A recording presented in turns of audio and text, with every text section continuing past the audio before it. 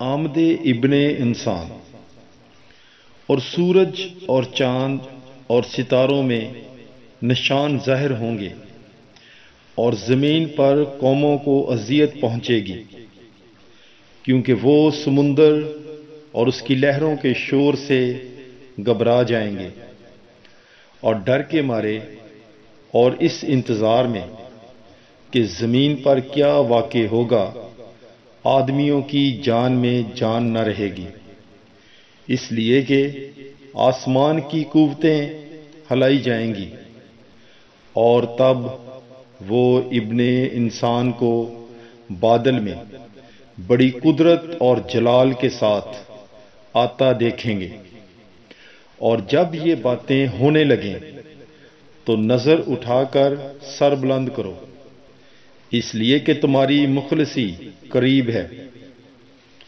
اور اس نے ان سے ایک تمثیل کہی کہ انجیر کے درخت اور سب درختوں کو دیکھو، جب ان میں کونپلیں نکل آتی ہیں تو تم دیکھ کر آپ ہی جان لیتے ہو کہ اب گرمی نزدیک ہے۔ اسی طرح تم بھی جب یہ ہوتے دیکھو تو جان لو کہ خدا کی بادشاہی نزدیک ہے۔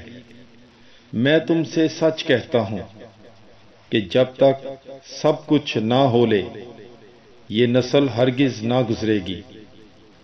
آسمان اور زمین ٹل جائیں گے، مگر میری باتیں کبھی نہ ٹلیں گی۔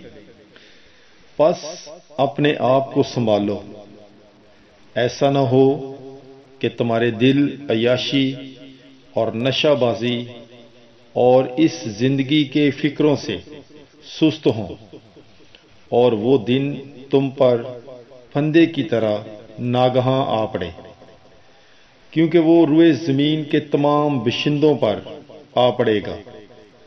اس واسطے جاگتے رہو اور ہر وقت دعا کرتے رہو، تاکہ تم ان سب چیزوں سے جو ہونے والی ہیں بچ جانے کے اور ابن انسان کے سامنے کھڑے ہونے کے لائق ٹھہرو۔